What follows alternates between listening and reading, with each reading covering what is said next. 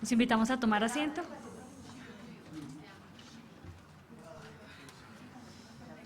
Toma aire.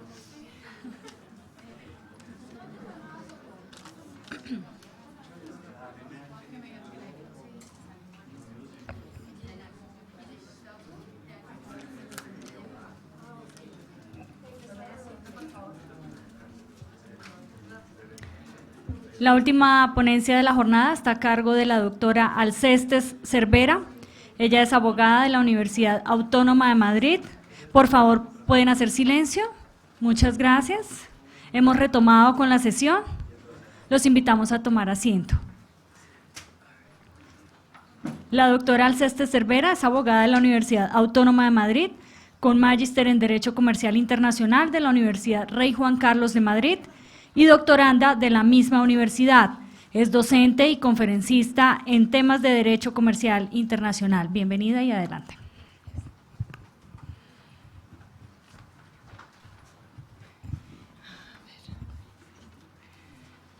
Bueno, buenos días a todos. No sé si ya son buenas tardes.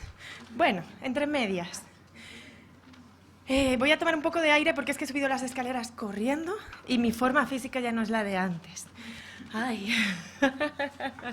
Bueno, yo quiero darles la bienvenida nuevamente. Yo soy parte del claustro docente desde hace poquito tiempo, pero soy parte de ellos, entonces quería darles la bienvenida a todos. Gracias por participar en estos eventos, porque nos enriquece a todos, les enriquece a ustedes y a nosotros por el intercambio de conocimiento, por las preguntas que hagan después y, bueno, pues nos hace crecer a todos, entonces yo les doy las gracias y la bienvenida. El sábado lo dije, pero como ustedes no estaban, debo decirles que para el año que viene, si todo va bien, tendremos en marcha la especialización de Derecho de Empresa.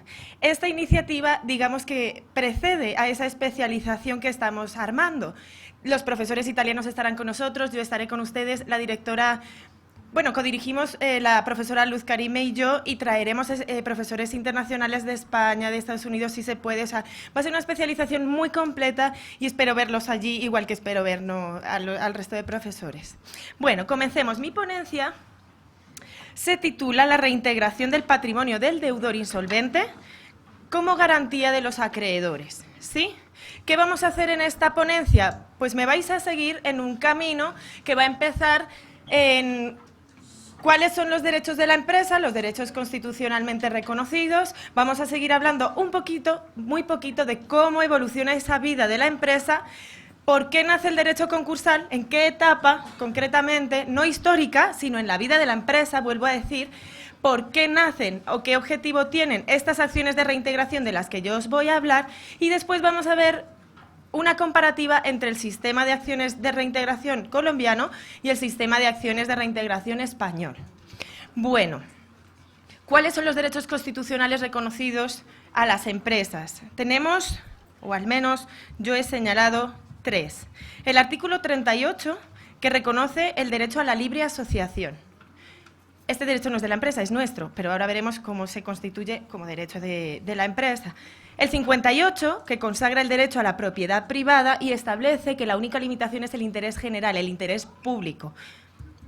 El tercero es el artículo 333, que establece que la actividad económica y la iniciativa privada son libres y además protege la libre competencia en el mercado. ¿De acuerdo? Sacamos por lo menos 3 conclusiones de estos 3 artículos combinados en el mundo de la empresa. Primero, que cualquiera de nosotros puede constituir libremente una empresa para dedicarse a una actividad económica. Eso sí, tiene que ser una actividad lícita, ¿de acuerdo?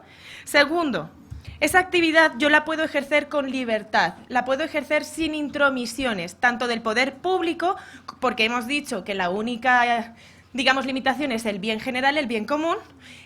Es evidentemente las leyes imperativas, que son las que regulan esta materia, y por otro lado tampoco vamos a tener intromisiones en el ámbito privado de otros, digamos, otros operadores del mercado. ¿Por qué? Porque se garantiza la competencia en libertad, ¿de acuerdo? Bueno, tercera conclusión. Mi empresa, como ente jurídico independiente, va a tener un patrimonio, porque puede tenerlo, como tenemos derecho a la libertad privada, o sea, a la propiedad privada, va a poder tener ese patrimonio, pero además va a poder disponer de él libremente. Nadie me puede decir a mí, como sujeto, sea natural o sea persona jurídica, qué debo hacer con mi patrimonio, salvo por el interés general. Y ahora vamos a ver cómo en el derecho concursal se articulan estos dos conceptos, ¿de acuerdo? Bueno, en condiciones normales, una empresa, a lo largo de toda su vida, va a tener un patrimonio. El patrimonio puede estar compuesto por bienes de distinto tipo. Por un lado, tenemos los bienes inmuebles. Por otro lado, tenemos los bienes muebles que pueden ser el mobiliario que tenemos en la oficina, puede ser el vehículo que utilizamos en la empresa, puede ser la maquinaria que tenemos, que necesitamos para producir o para transformar nuestro producto. Y por último, tenemos una tercera clase de bien, que serían los productos financieros, ¿de acuerdo? Tenemos cuentas de crédito, cuentas de ahorro, tenemos inversiones, tenemos un montón de productos que normalmente son con entidades financieras y por eso los aparto, los saco de los bloques generales. Bien, pero por otro lado, también vamos a tener un pasivo. ¿El pasivo qué es? El conjunto de obligaciones, de deudas, digámoslo así, que tiene la empresa. Tener un pasivo no es malo. Lo que es malo es que ese pasivo se desborde, que nuestro patrimonio, nuestro activo nos sirvan para ir cumpliendo de manera ordenada y puntual con esas obligaciones que tenemos. Pero ese pasivo debe existir. Nosotros cuando necesitamos financiación hacemos lo mismo. Podemos acudir a una tarjeta de crédito. ¿Qué sería lo malo? Que para cubrir las deudas de la tarjeta de crédito saquemos una nueva tarjeta de crédito. Al sobreendeudarnos, nuestro patrimonio, nuestro activo ya no puede hacer frente a esas obligaciones según van venciendo, ¿de acuerdo? Bien, ¿qué pasa con estos dos patrimonios, el activo y el pasivo? Pues que durante nuestra vida, hablo de nuestra vida como empresas, ¿de acuerdo? Durante la vida de la empresa, como este patrimonio va a cambiar, el dinero en efectivo va a aumentar o va a disminuir, probablemente los inmuebles, si nuestra empresa sube de estatus, querremos venderlo, arrendarlo o permutarlo para irnos a un barrio mejor. Probablemente los vehículos acabemos o mandándolos a desguazar o cambiándolos por otros. Entonces nuestro patrimonio va a subir y va a bajar, va a tener fluctuaciones, el pasivo igual, vamos pagando créditos y vamos endeudándonos de otras maneras. Entonces dentro de este juego que vamos a tener con nuestro activo y nuestro pasivo, ¿qué pasa? Que llega un momento en el que puede haber una crisis, que es lo que yo os decía, puede que mi activo ya no sea suficiente. O sí, pero ahora veremos un caso especial de cuando sí es suficiente, pero aún así estoy en crisis, ¿de acuerdo? Cuando yo estoy en crisis, normalmente empiezo a tomar decisiones alocadas. Por ejemplo, la de voy a sacar otra tarjeta de crédito para endeudarme más, pero no es la solución, ¿de acuerdo? Entonces, cuando somos nosotros, cuando somos particulares, el problema está mucho más reducido, está en un nivel pequeño. Pero cuando se trata de una empresa o de una macroempresa, antes hablábamos de las entidades bancarias, imaginad cuando en una entidad bancaria hay una crisis de esas. No estamos hablando de una persona, sino de algo que afecta a cientos de miles de millones de personas. ¿Bien? Entonces, en ese momento, es para esa crisis para la que nace el derecho concursal. ¿Por qué? Porque el derecho concursal tiene dos fines concretos. ¿Cuáles son? Primero, mantener la integridad del patrimonio del deudor como prenda común de todos los acreedores. ¿De acuerdo? Esta finalidad que persigue, que yo, en mi locura de la crisis, no empiece a malvender, digamos, todos mis bienes, no empiece a regalar, porque a veces, ahora veremos que hay un tipo de comportamiento que me da por regalar mi patrimonio para que luego los acreedores no puedan cobrarse. Entonces el derecho concursal nace para eso, nace para, por un lado, mantener la integridad del patrimonio y, por otro, mantener la par condicio creditorum, que sería, ¿qué? El trato igualitario a todos los acreedores. ¿Por qué hay que perseguir este objetivo? ¿Por qué la norma hace hincapié en este objetivo? Porque cuando nosotros estamos en crisis, nosotros particulares o nosotros empresa, ¿qué es lo que vamos a estar tentados a hacer? Negociar con el acreedor que sea más poderoso, el que tenga la deuda más grande, con el que tengamos nosotros la deuda más grande. Y probablemente va a ser una entidad financiera. ¿Por qué? Porque ellos nos prestan más cantidad de dinero, pero además ellos exigen garantías reales normalmente. Nos tienen atrapados no solo con el crédito, o sea, no solo con el efectivo que les debemos, sino también con nuestros bienes inmuebles. claro, la situación es muy comprometedora, entonces yo me voy a ver tentado a hacer un acuerdo con ese banco independientemente de si yo perjudico al resto de mis acreedores. Probablemente cuando yo renegocie esos préstamos o esos créditos que me dan las entidades bancarias, yo no esté pensando en los pequeños proveedores a los que yo les debo dinero y para los cuales probablemente sea indispensable ese pago que yo les debo. Pero, como yo dependo del banco, no dependo de ese proveedor realmente, pues yo voy a negociar con el proveedor. Luego, el derecho concursal persigue, como os digo, dos objetivos. El primero, mantener la integridad del patrimonio del deudor. El segundo, intentar mantener la igualdad de trato entre todos los acreedores. Bueno, ¿cómo se puede conseguir estos dos objetivos? Pues normalmente todos los sistemas jurídicos tienen dos sistemas dentro de su regulación. El primero se aplica a las empresas que coyunturalmente están en crisis, ¿de acuerdo? Es algo momentáneo. Sabemos que esa empresa, si de alguna manera la ayudamos, va a salir de la crisis y va a seguir dentro del mercado produciendo y favoreciendo, digamos, el libre intercambio de bienes y servicios. Y eso es lo que nos interesa, ¿sí o no? Porque realmente que se mantenga la empresa tiene muchos beneficios. Yo siempre digo tres, pero tiene muchos. El primero es mantener los puestos de trabajo, porque a los trabajadores les conviene que su empresa continúe. Es verdad que en tiempos de crisis normalmente van a tener que aceptar una espera, es decir, que le paguen no en el momento que vence su crédito, no en la mesada o en la quincena, sino tal vez un poco después, pero saben que van a cobrar, saben que van a seguir manteniendo ese puesto de trabajo. Sin embargo, si los despidieran, si la empresa desaparece, tendrían que empezar con todo el coste económico, personal, familiar que puede tener la búsqueda de un empleo nuevo, ¿sí?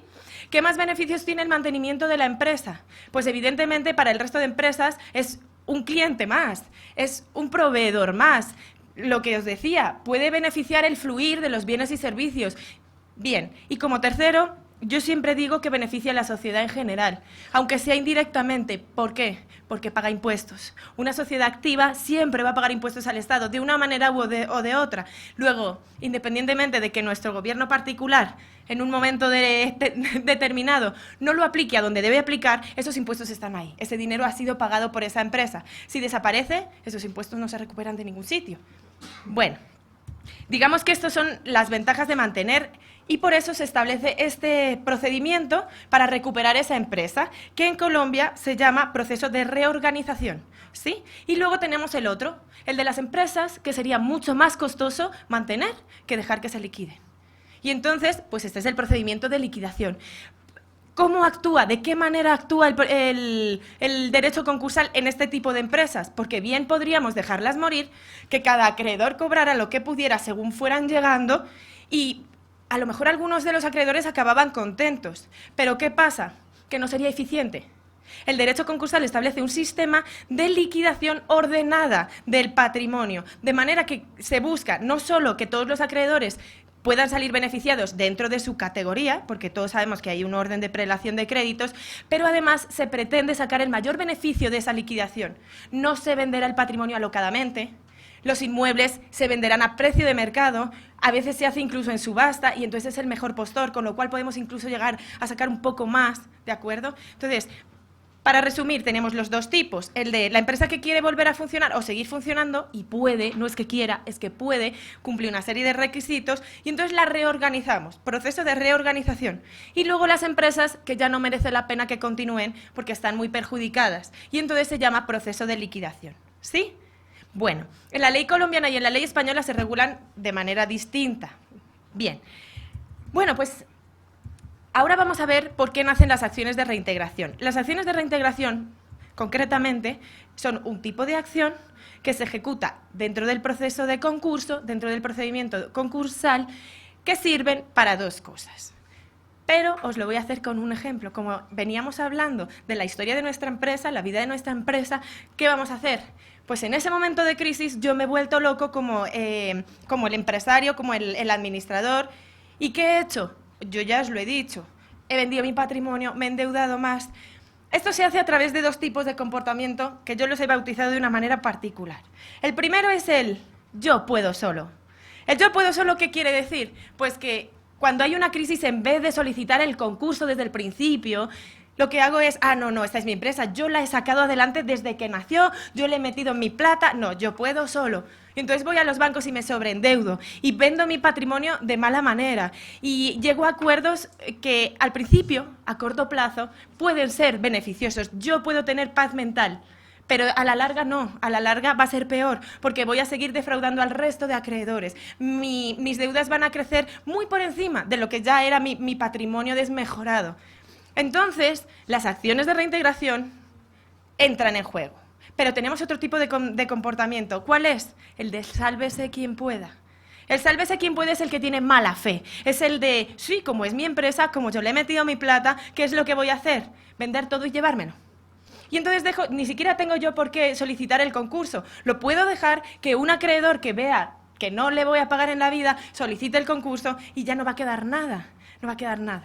Porque probablemente yo o lo he vendido, o lo he regalado, o he transferido, al menos nominalmente, el dominio, aunque siga siendo mío. ¿De acuerdo? Tenemos estos dos comportamientos, pero los dos, uno con buena fe y el otro con mala fe, vacían de contenido patrimonial mi empresa. La acción revocatoria o las acciones de reintegración, como se llaman en la legislación española, ¿qué hacen? Primero, rompen ese vínculo contractual por medio del cual yo vendí o yo doné. Lo rompen, ya no existe, ¿de acuerdo? Y el segundo efecto que tienen es la reintegración del patrimonio. Es decir, si yo vendí mis inmuebles, ese contrato de compraventa no es válido, pero además ese inmueble va a regresar a mi patrimonio. ¿Cuál es la ventaja? Que va a crecer la masa activa. Y entonces voy a empezar a poder ir pagando mis deudas con mayor facilidad de la que tenía antes. Incluso podría llegar a darse el caso, aunque no es habitual, pero podría llegar a darse el caso de que mi activo volviera a ser mayor que mi pasivo, ¿de acuerdo? Entonces, por eso son tan importantes las acciones de reintegración, para poder ir haciendo frente a mis deudas, a mis obligaciones. Bueno, en el derecho colombiano, cuando se abre un proceso de concurso, se establecen una serie de, digamos, de medidas para que este deudor, independientemente de cómo haya actuado, de esos dos sistemas de actuación que yo os decía, del sálvese quien pueda o el de yo puedo solo, paralizan, ¿vale? Toman una serie de medidas para paralizar la capacidad patrimonial, de la libertad, digamos, de disponer de su patrimonio del empresario.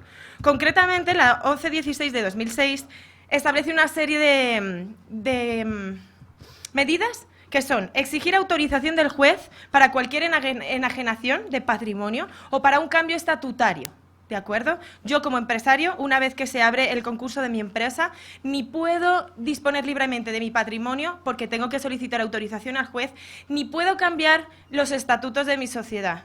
Sobre todo esto se hace con dos objetivos. Primero, que yo no reduzca el capital social y, por tanto, siga limitando mi responsabilidad frente a los acreedores, y en segundo lugar, para que en caso de que mi sociedad, los socios respondieran totalmente, ilimitadamente, yo no pueda escudarlos después bajo una figura societaria de responsabilidad limitada, ¿de acuerdo? Sobre todo se hace para estos dos objetivos. Bueno, siguiente, se adoptan medidas cautelares para garantizar que el patrimonio no va a salir. También se adoptan medidas para la publicidad del concurso. ¿Para qué? Para que exista una seguridad jurídica, para que todos los operadores del mercado puedan saber que mi empresa está en crisis. Todavía no sabemos si voy a seguir actuando o me van a liquidar, ¿de acuerdo? Porque es verdad que cuando uno abre el concurso en liquidación sí saben que van a liquidar, pero se puede abrir el concurso en reorganización y que luego no prospere, ¿de acuerdo? Pero lo importante es que todo el mundo sepa que yo estoy en crisis y que negociar conmigo, primero, voy a necesitar la autorización del juez. Y segundo, pues tengo que empezar a pensar si los negocios que me están ofreciendo con esa empresa son legales o no, ¿de acuerdo? Porque está en crisis, debemos ver más allá siempre. Bien, se prohíbe esto es súper importante, se prohíbe la iniciación de procesos ejecutivos individuales. Es decir, si yo soy acreedora, yo soy una entidad financiera acreedora de esa empresa en crisis y tengo un crédito garantizado con hipoteca, yo no podría, una vez que esté abierto el proceso de concurso, ir a una ejecución hipotecaria en un proceso civil ordinario. No puedo. Me lo prohíben. Es una limitación muy, muy grande. Pero es que es más, no solo se prohíbe la iniciación, sino que los que ya están iniciados, si todavía no ha habido sentencia, se paralizan. Yo que pensaba, porque hace un año entablé una acción de ejecución hipotecaria que pensaba que iba a cobrar mi crédito de ese inmueble, resulta que a mitad del proceso me han abierto el concurso y ya no voy a cobrarlo.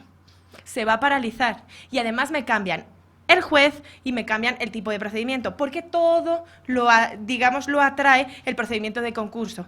Todos los autos de ese procedimiento van a ser trasladados al juez del concurso y a su jurisdicción, con lo cual a mí como acreedor me pueden estar causando un perjuicio. Mirad el poder que tiene la ley concursal. No la menospreciéis nunca, porque de verdad es muy, muy importante en el mundo de la empresa. Bien, ¿qué más? Se prohíbe comenzar procesos de restitución de bienes cuando se trata de un bien operacional y están arrendados o están en leasing. Os explico. Este es el caso contrario. No es que el acreedor... Bueno, digamos que yo tengo el bien porque está en leasing o está en arrendamiento. Es un bien operacional porque yo lo necesito para las operaciones de mi empresa. Eso es requisito indispensable. La empresa dueña del bien no me lo puede reclamar cuando yo estoy en concurso por deudas anteriores. Si yo he dejado de pagar el canon de arrendamiento, no importa, porque una vez que estoy en concurso, digamos que cae un telón de acero y les impide recobrar su bien. La única excepción es que a partir de que yo entre en concurso siga dejando de pagar ese canon, pero ya se va a encargar, o me voy a encargar yo, o el promotor, o el que esté encargado, se va a encargar de ir pagando ese canon si realmente lo necesito para mi actividad. Pero pensad, yo como empresa de leasing estoy teniendo un pasivo por culpa de un deudor moroso y el derecho concursal me impide recobrar mi bien. Vemos que son unas limitaciones brutales a los acreedores. ¿Por qué? Porque hemos dicho que luego en el procedimiento se va a intentar igualar a todos. Lo que estamos intentando es evitar que esos acreedores vayan mordiendo pedazos de la masa y que luego no quede nada para los demás. Por eso temporalmente se limitan los derechos de los acreedores. Bien. Por último, la limitación que se establece es la suspensión de la causal de disolución por pérdidas. Todos sabéis que las sociedades mercantiles, cuando tienen un porcentaje de pérdidas muy amplio, en según qué ley, pues será un porcentaje u otro, tienen la obligación de disolverse, de liquidarse, ¿de acuerdo? ¿Qué pasa? Que en el momento en el que yo abro un proceso concursal ya no tengo esa obligación. ¿Por qué? Porque igualmente si me tengo que liquidar, me van a liquidar, pero ordenadamente. ¿Sí? Bueno. Yo antes os decía, las empresas tienen derechos constitucionales. ¿Por qué el derecho concursal se inmiscuye? ¿Por qué el derecho concursal bloquea los derechos de los acreedores? ¿Por qué bloquea la libertad de disponer del patrimonio del concursado?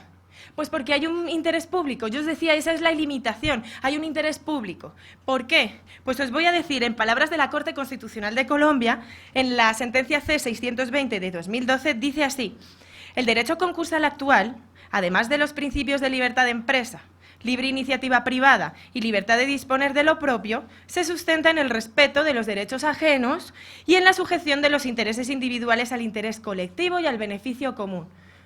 ¿De acuerdo?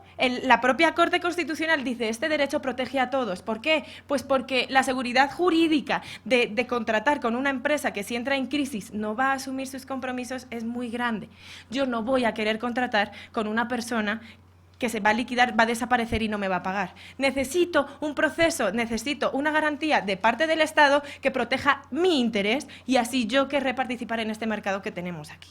Por eso el interés público tiene que primar. Sin embargo, después vamos a ver que tiene sus límites, ¿sí? Bueno, voy a saltarme un par de cosas.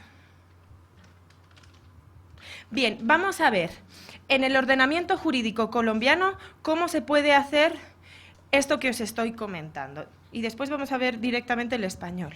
En la legislación colombiana tenemos, dentro del proceso concursal, dos acciones revocatorias. Bueno, la revocatoria propiamente dicha, ¿cuál es? La que es ejercitada para romper ese vínculo contractual que os decía y reintegrar un bien que ha salido de mi patrimonio.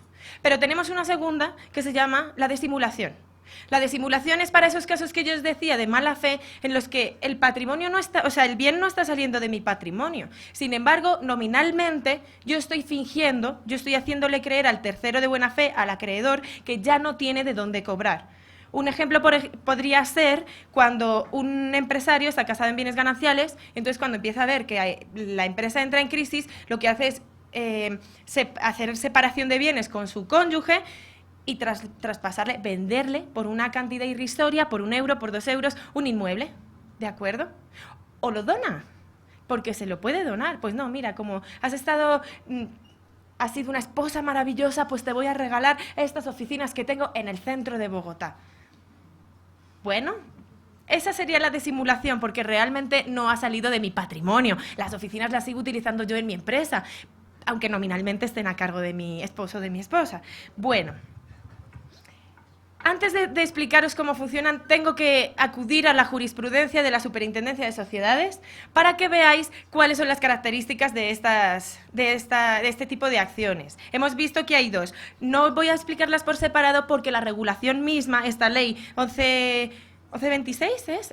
No, 1116, perdón, de 2006, las regula juntas. Al principio las diferencia, pero luego el funcionamiento de la acción va a ser la misma. Simplemente en la demanda nosotros tenemos que poner revocatoria o de simulación, ¿sí? Evidentemente a efectos probatorios sí va a ser distinto, pero bueno, en lo que es las características de la acción no varía. Bueno, vamos a ver, son acciones dependientes. ¿Dependientes de qué? Del proceso de concurso. Si no hay concurso no se puede ejercitar una acción revocatoria concursal, ¿de acuerdo? Se podría ejercitar una pauliana normal.